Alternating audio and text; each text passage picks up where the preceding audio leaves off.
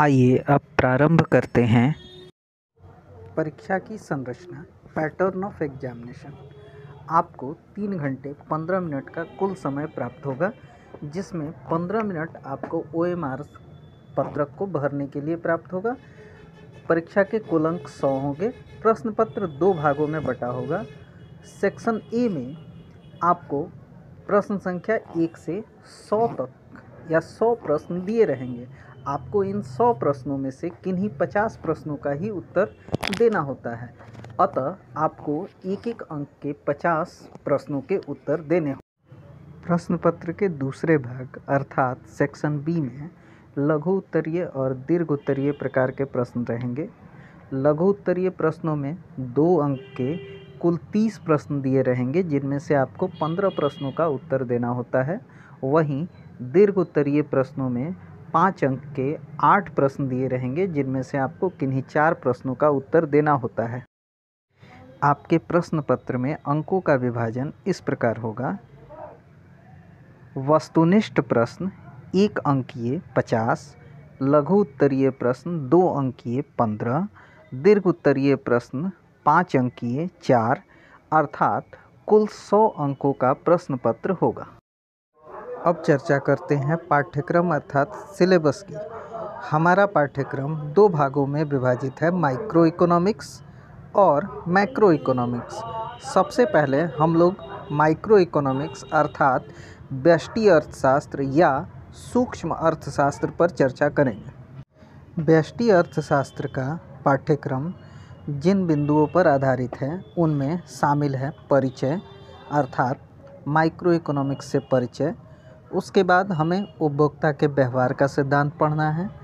उसके बाद उत्पादन तथा लागत। उसके बाद पूर्ण प्रतिस्पर्धा या पूर्ण प्रतियोगिता की स्थिति में फर्म का सिद्धांत, बाजार का संतुलन और प्रतिस्पर्धा रहित बाजार की स्थितियों को पढ़ना है। माइक्रो इकोनॉमिक्स के अंतर्गत पहले बिंदु के तौर पर हमें परिचय अर्थात इंट्रोडक्शन के अंतर्गत अर्थशास्त्र की परिभाषाएं एडम स्मिथ, मार्शल, रॉबिन्स और सैमुअल्सन की परिभाषाओं का अध्ययन करना है। इसके बाद हमें व्यष्टि और समष्टि अर्थशास्त्र का अर्थ, विशेषताएं, आवश्यकता या महत्व, दोनों प्रणालियों की परस्पर निर्भरता, अर्थशास्त्र या अर्थव्यवस्था की केंद्रीय समस्याएं क्या हैं, इनका अध्ययन करना है। इनमें हमारे प्रश्नों का जो विभाजन है वो इस प्रकार होता है। वस्तुनिष्ठ प्रश्न में इस खंड से 8 से 10 प्रश्न, लघु उत्तरीय के अंतर्गत 2 से 4 प्रश्न, दीर्घ उत्तरीय के अंतर्गत 1 से 2 प्रश्न आते हैं। इसके अंतर्गत जो हमारा सर्वाधिक महत्वपूर्ण बिंदु है वह है अर्थशास्त्र या अर्थव्यवस्था की केंद्रीय समस्याएं, अर्थशास्त्र की परिभाषाएं। इनसे अक्सर दीर्घ उत्तरीय प्रश्न पूछे जाते हैं। व्यष्टि और समष्टि अर्थशास्त्र का अर्थ, विशेषताएं, आवश्यकता या महत्व, सीमाएं, दोनों प्रणालियों की परस्पर निर्भरताओं से प्रश्न ज़्यादातर लघु उत्तरीय प्रश्नों में पूछे जाते हैं। माइक्रो इकोनॉमिक्स का जो दूसरा महत्वपूर्ण बिंदु है, अंतर्गत हमें उपभोक्ता के व्यवहार का सिद्धांत पढ़ना है। इसके अंतर्गत हमें उपभोक्ता का संतुलन, उपयोगिता का अर्थ, प्रकार, सीमांत उपयोगिता ह्रास नियम, सम सीमांत उपयोगिता ह्रास नियम, उदासीनता वक्र विश्लेषण, उदासीनता मानचित्र, उन संभावना वक्र आदि बिंदुओं का अध्ययन करना है। इसके अंतर्गत हमें मांग और मांग के सिद्धांत का भी अध्ययन करना है। मांग की लोच, आय मांग की लोच, आड़ी मांग की लोच का भी अध्ययन करना है। साथ ही हमें मांग की लोच को मापने की विधियों का भी अध्ययन करना है।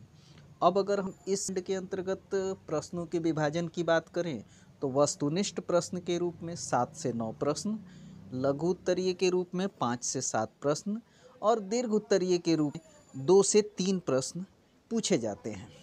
अब आते हैं कि इस खंड के अंतर्गत जिन बिंदुओं से सर्वाधिक प्रश्न पूछे जाते हैं वे क्या हैं। तो सीमांत उपयोगिता ह्रास नियम, सम सीमांत उपयोगिता ह्रास नियम, उदासीनता वक्र विश्लेषण, मांग और मांग का सिद्धांत, मांग की लोच और मांग की लोच के प्रकार। इनसे प्रश्न अक्सर लघु उत्तरीय और दीर्घ उत्तरीय में भी पूछे जाते हैं और इनसे समान मात्रा में प्रश्न वस्तुनिष्ठ में भी पूछे जाते हैं, क्योंकि खंड का सर्वाधिक महत्वपूर्ण बिंदु यही है। माइक्रो इकोनॉमिक्स के तीसरे महत्वपूर्ण खंड के रूप में हमें उत्पादक का व्यवहार और आपूर्ति या पूर्ति विषय वस्तु का अध्ययन करना है। इसमें सबसे पहले हमें उत्पादन फलन का अध्ययन करना है, जिसके अंतर्गत हमें उत्पादन का अर्थ, उत्पादन के साधन, उनका महत्व, उत्पत्ति के नियम, जिसमें 3 महत्वपूर्ण नियम, उत्पत्ति वृद्धि नियम, उत्पत्ति समता नियम और उत्पत्ति ह्रास नियम का अध्ययन करना है। इन तीनों नियमों से एक प्रश्न निश्चित रूप से परीक्षा में पूछे जाते हैं। उसके बाद हमें लागत और आगम की धारणाओं का अध्ययन करना है, जिसमें मौद्रिक लागत, वास्तविक लागत, औसत लागत, कुल उत्पादन व्यय, सीमांत लागत, स्थिर लागत, परिवर्तनशील लागत, औसत लागत आदि बिंदुओं का अध्ययन करना है। इनसे प्रश्न अक्सर लघु उत्तरीय प्रश्नों में पूछे जाते हैं। उसके बाद औसत लागत रेखा और उसके आकार को हमें अध्ययन करना है। इससे प्रश्न अक्सर दीर्घ उत्तरीय में पूछा जाता है कि औसत लागत रेखा का आकार यू आकार में क्यों होता है। उसके बाद कुल आय, औसत आय, सीमांत आय का भी हमें अध्ययन करना है। इनसे प्रश्न लघु उत्तरीय में पूछे जाते हैं। उसके बाद हमें उत्पादक का साम्य एवं पैमाने का प्रतिफल, पैमाने के प्रतिफल के अंतर्गत हमें बढ़ता हुआ प्रतिफल, समान या स्थिर प्रतिफल या घटता हुआ प्रतिफल, इनसे भी एक प्रश्न निश्चित रूप से दीर्घ उत्तरीय में आपसे पूछे जाते हैं। उसके बाद है पूर्ति क्या है, पूर्ति की तालिका, पूर्ति की रेखा, पूर्ति का नियम, पूर्ति की लोच, उनके प्रकार और मापने की विधियाँ, इनसे प्रश्न किए जाते हैं, जिनमें एक प्रश्न आपको निश्चित रूप से पूर्ति से दीर्घ उत्तरीय में पूछा जाता है और यह प्रश्न अक्सर पूर्ति के नियम या पूर्ति की लोच से पूछा जाता है। अगर हम प्रश्नों के विभाजन की बात करें तो वस्तुनिष्ठ प्रश्न के रूप में 8 से 10 प्रश्न, लघु उत्तरीय के रूप में 1 से 3 प्रश्न और दीर्घ उत्तरीय में 0 से 1 प्रश्न पूछे जाते हैं। चौथे और महत्वपूर्ण बिंदु के रूप में हमें पूर्ण प्रतिस्पर्धा या पूर्ण प्रतियोगिता के अंतर्गत फर्म का सिद्धांत का अध्ययन करना है।